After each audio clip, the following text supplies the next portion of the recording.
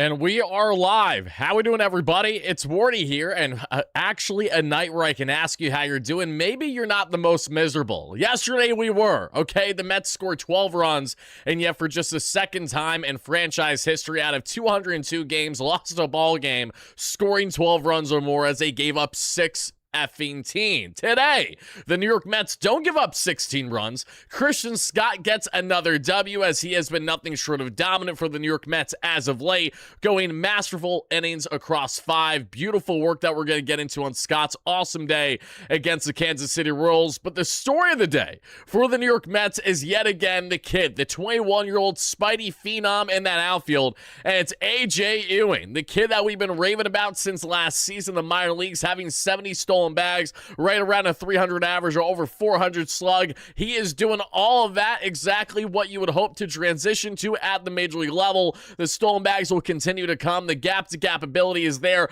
The home run power is there as A.J. Ewing, for the first time in his career, smacked himself an absolute no-doubter, a leadoff home run for the New York Mets in this matchup in their 6-2 victory, taking down the Royals. They're now 39-54 on the year, still right around 16 or so games below 500. I'm not here to say that the Mets are here to make playoffs or anything like that, but it's encouraging to see A.J. Ewing lead the charge for the New York Mets today, and then the Mets break out for a 5-run 8th inning. In tonight's show, we're going to deep dive all that transpired in this Metropolitan victory, the highs headlined by A.J. Ewing, and why you Mets fans got to let me know in the live chat, as well to our replay viewers in the comments down below.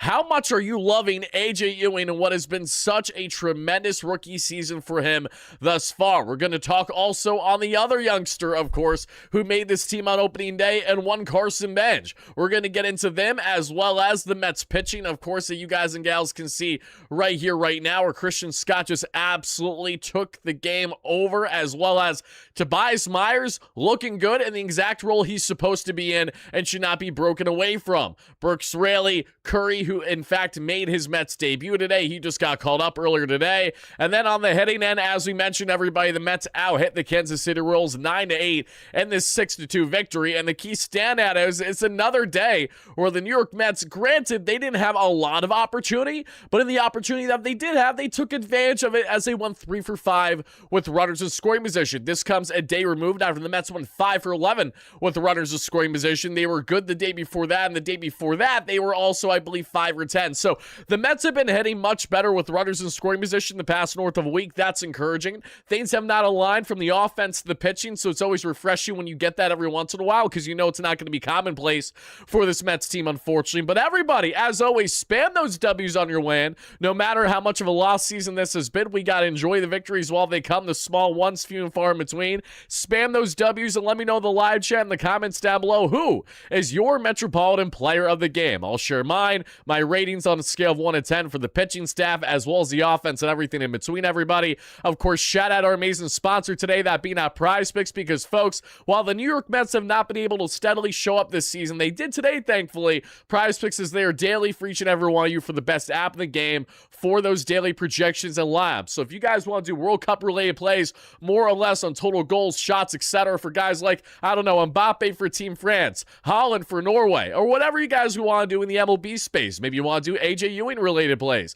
Maybe you want to do something more in the UFC space as Conor McGregor makes his long-awaited, highly anticipated return to the octagon this Saturday against Max Holloway in Vegas. Whatever the case is, when it comes to sports, when it comes to daily picks, we got you covered. Download the Prize Picks app, link down below today, and use the promo code HMA to get $50 in laps after you place your first $5 lineup.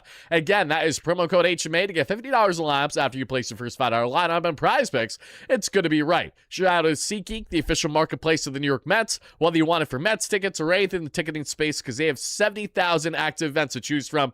Quite a few, if you ask me, at least a couple, right? Go ahead, download the SeatGeek app, link down below as well, and use our promo code WARDY10. That is WARDY10 for 10% off your next ticket purchase. Thank you guys and gals for chiming in. Steven, great member, thank you for the $5 holla. I appreciate that. We got Barf, great member in the chat. We got Jonah.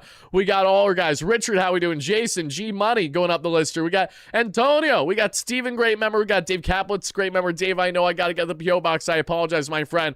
Robert, how we doing? Christian, Richard, I know my guy Michael Sa is going to be in here at some point. If he isn't and ready. Michael, how are you? Another Michael, another Drew.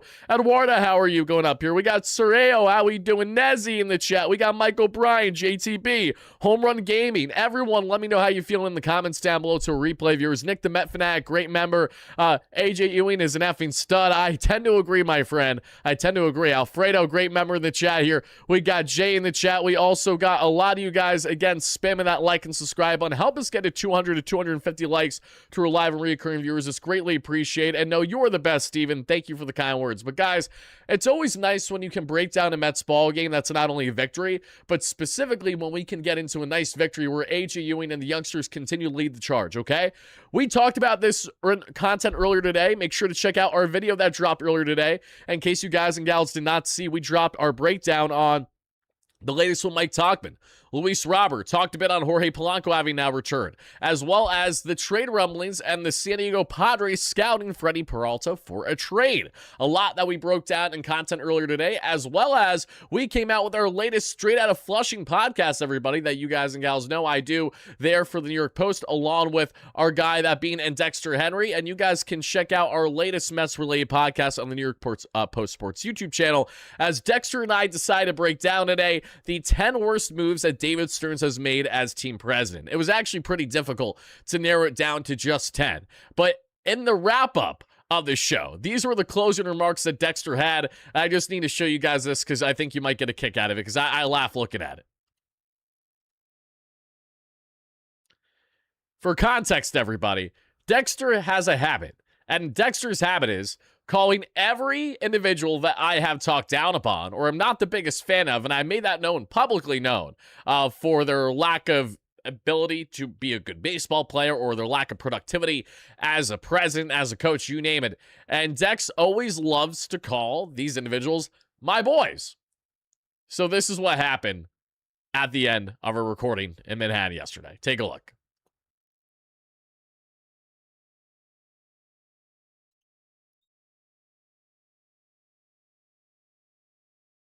Hey, Tyler Ward. I'm Dexter Henry. We hope you enjoyed this. We went through our top 10 worst moves by David Stearns. That is Wardy's boy.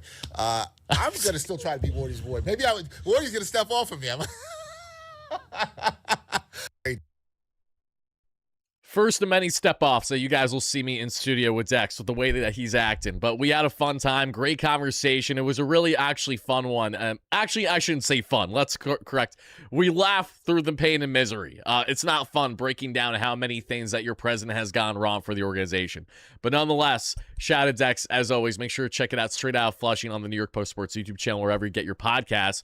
Let's now go back up here. Let's show you guys all some of the fun highlights from tonight's game. Nick the Met Fanatic, $2 40-game heater incoming. Who says no, right? Thank you so much for that. Rebecca, great member. Happy to have you in here. Richard Ruiz, Omar, my guy. Adrian, how are you? All you guys, thank you for chopping in. Now, folks, let's waste no time and let's go ahead and let's start deep diving this ball game, because like I said, this was a nice victory for the New York Mets. Things that we have not said too often this season, obviously, but it starts there in the first inning, everybody, where we got Christian Scott on the bump. Christian Scott is going to get Carter Jensen for a called strike 3, and we are underway. Afterwards, Bobby Witt, one of, if not the best shortstop in the game today, gets on with a one-out knock. Then Jack Caglione gets, thankfully for the New York Mets, a ground out. And Lane Thomas, the former pest when he was a Washington National, then was with the Cleveland Guardians this past year, he is called out on strikes, but he would be a bit of a menace defensively in this series that we see. To lead off the ball game for the New York Mets, AJ Ewing is back in leadoff today. And what does he do, guys? He takes the third pitch of the at-bat on a 2-0 count.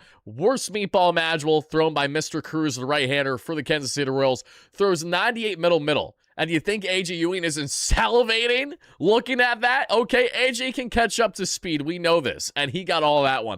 106 off the bat. A no-doubter for AJ. 420 feet. That's his 7th home run of the season. His first leadoff home run of his major league career. And his 3rd home run in as many games. Now that AJ Ewing is looking like a young rising star, I gotta ask you, Mets fans, how excited are you with what AJ Ewing has been able to do? Because this is just scratching the surface of potential of a true 5-tool talent. We know the speed demon is there when it comes to stealing bags comfortably, when it comes to elite defense with his range and center. Mind you, he can also play second base. So with Luis Robert returning, if the Mets maybe wanted to give Robert some center field reps, even though I didn't love the idea of that, you could put AJ at second if you're not going to put Soto at DH and see Robert in left or AJ in left. So AJ's a versatile player for one. He is really hitting the ball with authority. He's not just a slap hitter. This is a guy that had over 400 slug in the minor leagues. He's not just someone that you can expect to get on and be a contact cane. He can go gap to gap, which he did later on in this ball game. AJ Ewing is only at the young age of 21, everybody. If he does not get you excited, if he is not at least a lone positive, at least a select one of many few positives for the Mets this season for you, then I don't know what would be, okay? This is why we raved about him. This is why we broke him down. This is why we followed him extensively all throughout the minor leagues last year. This is why we followed him extensively throughout spring training this year. I told you guys he would be a prospect that would be making his debut this year, no doubt about it. And not only has he made his debut, but he's a mainstay. He's a staple. And he's looking like one of the best young outfielders in Major League Baseball. That has to get you excited because the Mets have more than one. And then the other guy, that's the veteran, oh yeah, it's Juan Soto. Things could be much worse when it comes to the Mets outfield configuration, and that goes without saying. But definitely let me know how you guys are feeling about AJ and his early emergence and dominance for the New York Mets. With everything from defense to base running to bat to ball, there's just a lot to love right now, and that has me excited. It really does.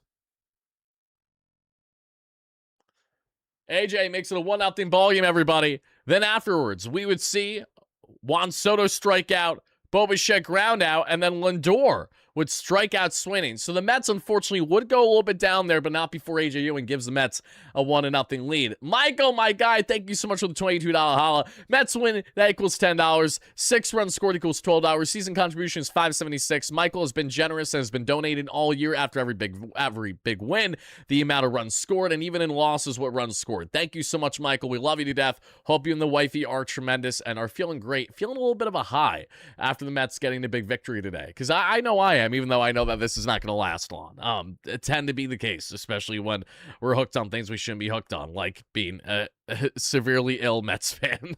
Okay, Nick Lofton, 2-out walk. Then after that, Isaac Collins with a 2-out knock. Runners at the corners for Tyler Tolbert, who robbing the Mets early defensively and right, because of course he is. I mean, not only was he a hit squad yesterday, just killing the Mets defensively early in this matchup as well, but thankfully the New York Mets would get a pop out in the infield for Tyler. The hit streak doesn't continue, and we have ourselves now a bottom of the second inning where the New York Mets would have Jared Young get on with a walk with 2 outs. Then Brett Beatty would ground out, and that does it there for the inning. That was a lineup of lefties for the Mets, mind you, because from Carson Bench to Jorge Polanco to Jared Young to Brett Beatty, just lefties galore. Could have been a brilliant inning for the Mets to pounce on the right-hander, but they were not able to do so.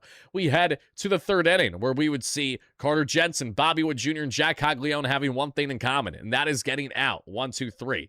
In the bottom of the third, we would see Alvarez strike out swinging, AJ Ewing robbed by Tyler Tolbert because he's a stud, Juan Soto would a walk, Bo Bichette then would a knock, runners at first and second, and then Tyler Tolbert again, madman, huge leaping grab in the right field wall, in the cage area, though, right at the Cadillac Club to rob Francisco Lindor of what would have been a huge extra base hit off the wall to drive in at least one, if not multiple. We had the fourth inning where Michael Massey would get on with a 2-out single. That's all she wrote there. Christian Scott working it big time, getting some nice ground and flyouts. And the bottom of the fourth inning, we would see Carson Bench get on with a leadoff knock. That's all she wrote, however. In the fifth inning, Tyler Tolbert would strike out for the second out, and Carter Jensen would strike out as well, everybody.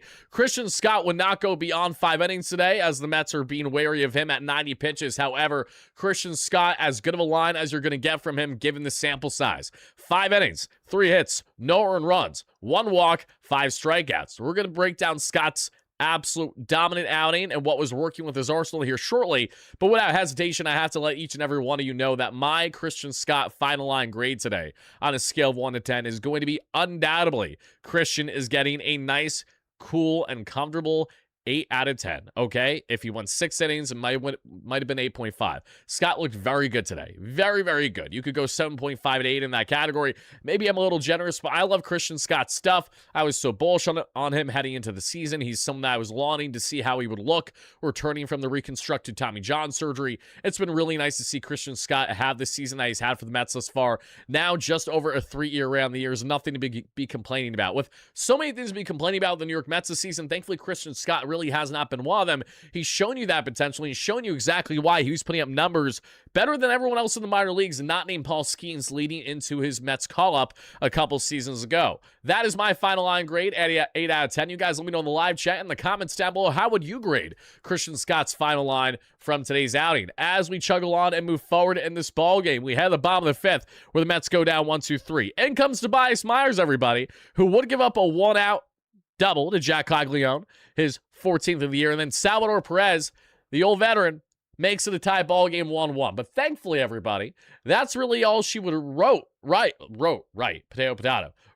for the Royals and their offense. They wouldn't be able to do much more, and the Mets would be able to pounce, okay? It's a tie ball game 1-1, but that's okay. Tobias Myers will also settle down there after, unfortunately, getting hit around a little bit in that first inning. And again, Tobias Myers should not be starting. He's not someone that should even be a spot starter for you. He is far better position to have success going back to last season in Milwaukee as more of a true reliever, as a multi-inning reliever coming in after your starter's in. That's the way to go about it, okay? And now that Tobias is going to be going into this and getting zeros every single time, I think it's really, really important that the Mets are also able to get what I think is something that goes without saying, some stability of a guy that can constantly come in there, eat a couple innings, whether he's giving up a run or giving up nothing, or, just you're going to get some steadiness with Tobias Myers if he knows he can just stay in that role. At least that's my opinion from what we've seen of him thus far, and going back to last season in Milwaukee. Omar, and thank you so much for the reminder. We will do the Mets win jingle after I break down the ball game, because we're already over halfway through. I meant to do that earlier, but we'll do it later on now that we have more viewers in the chat now than we did earlier. That's my apologies, everybody. We haven't been playing the win jingle too consistently lately. We actually forgot one of the nights by accident, so thank you for the refresher. I appreciate it.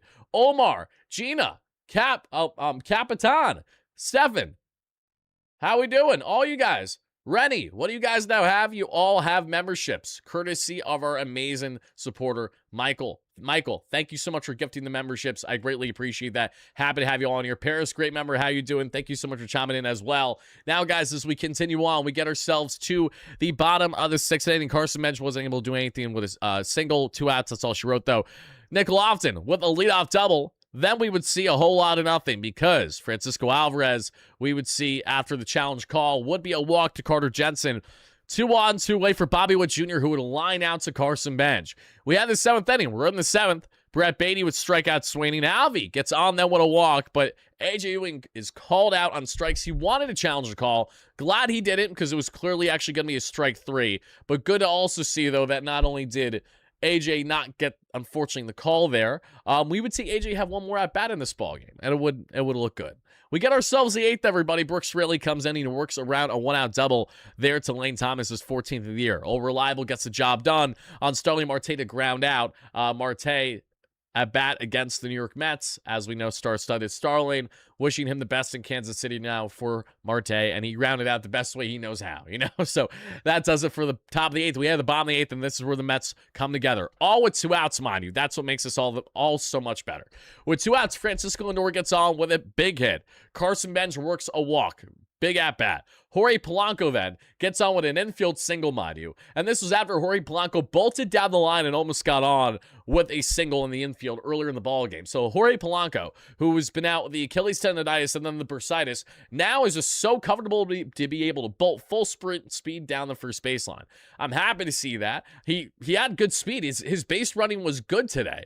Wasn't expecting to see that. But Polanco nonetheless gets on there with the infield knock. Bases are loaded for Jared Young, who goes a little Michael Conforto, maybe leans that elbow in just a smidge. It did not feel good. Maybe Young tries to play it off like it hurt more than it did. Maybe he's pulling, a little bit of the dramatics because he's been watching the World Cup. If you know, you know. Nonetheless, Jared Young, hit by pitch, gives the Mets the lead, and that would help them to the ultimate victory. It is now a 2-1 Mets lead after that hit by pitch drives in a run, and then Brett Beatty, the hitman, continues the hit streak. Make that 8 consecutive ball games for Brett Beatty with a knock win in the lineup. Okay, Beatty with a single drives in a pair with the double, everybody. That we'd see a single that we would see turn double. 4-1 New York Mets lead becomes 5-1 as Francisco Alvarez gets in on the hit parade for the Mets. And this is all with 2 outs, mind you. The Mets get everyone and their mother up to the plate with 2 outs. The Mets get, if I'm not mistaken, 7 consecutive batters today to reach base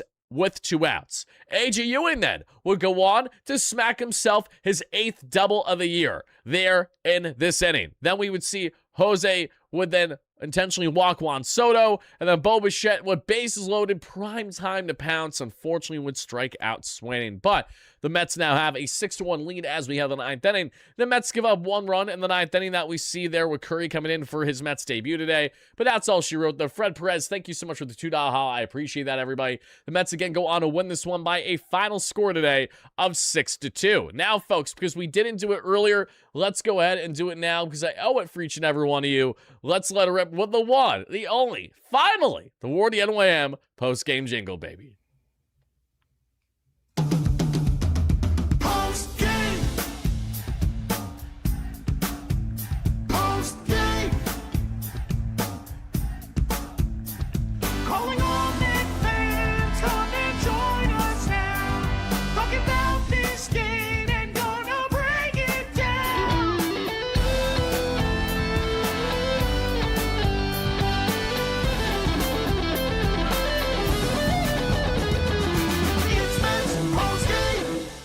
Shout out to my guys Greg and Jordan, as always, with the post-game jingle. Love it or hate it, even in the last season, it's still here to stay, baby, okay? And now, folks, without further ado, let's hop right into this, and let's break down the big day for Christian Scott. Loved what we saw from Christian today. Loved how he commanded the strike zone, the authority with his 4-seam as well. There was just a lot to be happy about. The 4-seam, speaking of which, he threw 49% of the time for the New York Mets in what was his 4-pitch arsenal. It sat right around 95 miles per hour and was also right around 23 to 2400 on the spin rate. The sweeper, which looked nasty when right, especially in the righty-lefty matchups, we saw 21% of the time thrown, sitting right around 81 to 82, and also right around 2,500 on the RPMs. Then we have not Brooks really, I apologize, I was looking at the graphic there. Then we have the cutter at 19% of the arsenal, sitting right around 90, and also right around 2,400 on the spin rate. And last but not least, the slider, 11% of the arsenal, sitting right around 81, and right around 2,600 on the spin rate. Again, everybody, Christian Scott, love what I saw from him. I'm going with a firm 8 out of 10. I'd love to know your guys' thoughts about that, as always. Okay, now from Christian Scott to the Mets pitching staff, they all did good. Mets pitching allowed a total of 2 earned runs today and 9 innings, so they are going to get the same grade that Christian Scott got today, and that is an 8 out of 10. So that's where we're going to go with our pitching grade today. I want to know your thoughts about that in the chat and the comments down below, everybody. Make sure to drop them, and thank you so much for hitting that like and subscribe on your way in. Now, to go on from the pitching, let's hop into what was another solid night for the Mets offense. It didn't look like it was going to be a good night for the Mets offense. It felt like another day where the Mets were actually getting pitching, but on the same day that they get pitching, of course, they don't have the hitting to pair along with it. Thankfully, though, the Mets got that huge breakout, very clutch inning, the 8th inning. And, you know, if this is something that the Mets can build around and get a little bit more success, I'm all for it. I'm not banking on it. I'm not viewing it as a certainty, but it's something that I'm obviously wanting and hoping for to become a reality, okay? Because if the Mets can get, I don't know, just entertaining baseball, that would be something that I would appreciate. I don't think I'm the only one for... I don't think I'm wrong for feeling that way, right? And AJ Ewing today, guys, this is the now. This is not just the future. This is now, okay? And there's a reason why the present is called the present, because it is a present to be in the now. And it's a present. It's truly a treat to watch AJ Ewing play baseball, okay? There's a reason why the Mets said no to teams like the Chicago White Sox, who wanted to trade the St. Louis Robert, who's working himself back to potentially move into the position that AJ Ewing has now taken away from him last year at the deadline. Let's not forget, everybody, the Chicago White Sox were scouting the Mets farm heavily and were scouting AJ Ewing heavily. I can tell you in confidence they wanted AJ Ewing, and the Mets said, no, thank you. We are okay. And oh my God, are the Mets okay? And were they better off? 2 for 5, a run scored, an RBI thanks to the home run for AJ, a 279 average and an 813 OPS, guys. For all the BrandonNYM, Marcus Semien talk that I'm seeing lately on socials, and all the people having, you know, the gall to do the BrandonNYM chants of City Field, like, I get it. But at the same time, the outfield is not the problem for the New York Mets, okay? I'm taking AJ Ewing and Carson Bench in my outfield every single day of the week over BrandonNYM right now. And I'm most certainly taking Juan Soto over BrandonNYM. Nothing personal at all against Nimmo. I love him to death. I always have. I always will. The most selfless player in the league. Tremendous personality. I wish he was on the Mets so I would have had a chance to interact with him this year. Maybe when the Texas Rangers match up against the Mets, I can try to get credentialed because I would love to talk it up with Brandon. He's just such a nice guy. Having said that, though, AJ Ewing, though, And you know who we have to thank for AJ, everybody? Yeah. In order to thank anyone for AJ Ewing, we have to thank this man. If it wasn't for Jacob deGrom signing with the Texas Rangers, the Mets would have not used the compensation pick that they got because of Jake, of course, signing with the Texas Rangers, because they would go on to use that compensation pick and use it in the draft to draft one AJ Ewing. So, Jacob, thank you for everything you did for the New York Mets. We can officially say you are now the gift that keeps on giving, even though you're never going to be a New York Met again. Because if AJ Ewing is the future beyond just the now and the present for the New York Mets and their outfield, that's a pretty awesome thing. He's 21 years of age, guys. He's 21 doing this. That has to have you excited. And the crazy thing, too, is that I said heading into the season that I really thought, and I still do believe because I see the shades of it, of Carson Bench having a Jackson Merrill rookie of the year type impact on this Mets outfield. But what we're seeing right now is an AJ Ewing that is actually having that run for that type of Jackson Merrill type of play from his rookie year, filling now the shoes of Juan Soto, who Soto had left for the Bronx that year in 2024 via trade. That was Jackson Merrill's rookie year that they were banking on, and he was a stud. Really, really interesting stuff. But AJ Ewing and Carson Bench, they are here, they're amazing, and they are the truth. No doubt about it.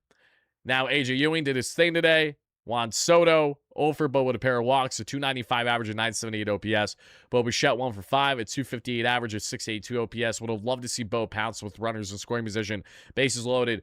2 outs earlier, just didn't happen, unfortunately. Lindor 1 for 4 with a run scored today. Finally snapping what I believe was an 0 for 13 skid on the hitless end. 211 average, 648 OPS. Carson Bench 2 for 3 with a run scored, a 265 average, a 737 OPS. Jorge Polanco with the infield single. Base running looked good for Jorge today. You know, hopefully that continues to trend upward and he stays healthy.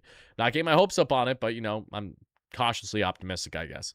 Jorge Polanco at DH, a 188 average, a 554 OPS. Tyron Taylor came in after him as a pinch runner and scored for him, a 207 average and a 613 OPS. Jared Young 0 for 2 with a run scored and an RBI thanks to the hit by pitch, a 227 average and a 698 OPS. Brett Beatty, the hitman, 8 straight games with a hit for Brett. 2 RBIs a thanks to his double or single into a double. 218 average, 601 OPS. Francisco Alvarez, and guys, Beatty's doing that thing where he's starting to turn on offensively now that we're getting close to the second half of the season. Whether it's going to help trade value or his production with the Mets, either way, more of that, please. Alvy, 1 for 3, 253 average, 741 OPS, everybody, with an RBI today. And that is your Mets offense. Again, Mets offense today, they had 6 runs on 9 hits. They went 2 for 3 with runners in scoring, or 3 for 5 rather. They left none on base. Mets offense today, we're going to give the Mets offense today 6 runs. You know, they did what they need to do. Would have liked more, but we'll go Mets offense. We'll go 6.5 today. Could have went 7. I'm going to go 6.5 though. Actually, you know what? One of the few times you see me do this, we're going 7. Okay? The Mets had 7 consecutive batters get on base with 2 outs in the 8th inning. I love that, especially to do that, you know, to constantly be able to hit with 2 outs. I love everything about that. That's my favorite kind of ball right there. There's nothing that I love more than clutch late game baseball, because they did it in the bottom of the 8th inning as well. So you have a quick turnaround for the Royals in the top of the 9th, where they can barely adjust and get their head on straight for the reality that they go from initially thinking that, oh, they're right in the thick of this ball game, to now they're down 5 runs entering the final inning of the ball game, more than likely. So really good job by the Mets to pounce the way that they did in the 8th inning, take advantage of the vulnerability that was by the Kansas City Royals today, and Lane, who just looked like absolute garbo. Okay, everybody, let me know your thoughts on the Mets offense and who your player of the game was. For me today, I have to go AJ Ewing. Again, he's just been so effing impressive to me. AJ, like I said, it feels like that the Mets just have a good thing going here. It really feels like that they may have something truly special in the works with both him and Carson Bench. This is something that I'm not shocked to see. I could tell the talent was there right away with AJ when I first started watching his game last year in A-ball. But to see just how smoothly he has transitioned and rapidly risen to the occasion at the major league level has really been a sight to behold. And already, and this is, you know, not updated, you know, by a game, but if we just take a look at AJ Ewing's highlight, like if we take a look at his baseball savant page right now, it already looks pretty good. Okay. And this is you know, before being updated again after today's game, which is only going to get better. He's above league average in batting run value, around league average in base running value, just because he's getting picked off a little too much. He's very aggressive. And he's above league average in fielding run value. 74th percentile in xWOBA, 78th in expected batting average, 65th in expected slugging. League average in average exit velocity and barrel percentage. Above league average in hard hit percentage and sweet spot percentage, almost in the 70th percentile there and out of 100 for context. Bat speed is a little bit below league average. Scored up percentage, just below league average. Chase percentage, above league average. Whiff percentage, above league average. K rate, a little bit low. He's in the bottom 30% of the league, but that will continue to get better. He has that while still having a right around 280 average and an over 800 OPS. It's crazy. And, a respectable like 360 or so on base. He's doing everything right. Walk percentage in the 71st percentile. Range, outs above average, 78th percentile. Arm value, 71st, but the arm strength is in the 87th percentile. So the kid's got a cannon for a 21-year-old. Sprint speed, some of the best in the game in the 96th percentile, everybody. Now, if we compare and contrast that with Carson Benj, you guys are going to see, oh yeah, I'm liking what I'm seeing right now, guys. This is what I mean. The Mets have a lot to be happy about with their youngsters. Both him and Benj are looking great in many different respects when looking at these stats and just their overall game right now. So encouraged is the takeaway from AJ Ewing and the positives for the New York Mets today and this 6-2 victory. Am I encouraged that they're going to get on a run? No, of course not. But again, we're here to talk ball every single night as we always do. So Mets fans, I would like to thank you all so much again for watching this live on a replay. Please make sure to hit that like and subscribe button on your way in and on your way out. I'm going to get out of here now because we have a quick turnaround tomorrow for a day game, and then be on the lookout as we may have a big video dropping tomorrow evening later after the, much later after the live stream of Postgame. So be on the lookout for it, everybody. Drew, have fun seeing Max Trank tomorrow. That should be a lot of fun. Have a great one, folks. Enjoy this little Mets victory because we know we don't get to enjoy them too often. And as always, no matter what,